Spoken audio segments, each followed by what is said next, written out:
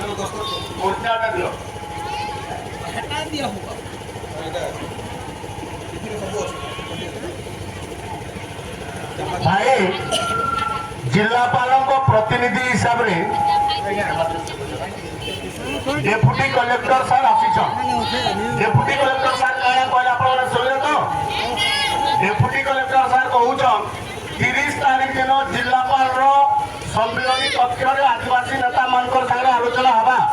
एवं जहाँ जहाँ समस्या अच्छे से समस्या पर समाधान करा दिबा आपण सब राजी तो 30 तारीख से बसमा आम मुखिया मैंने सब आसमु आदिवासी संघर मुखिया मैंने आसमु एवं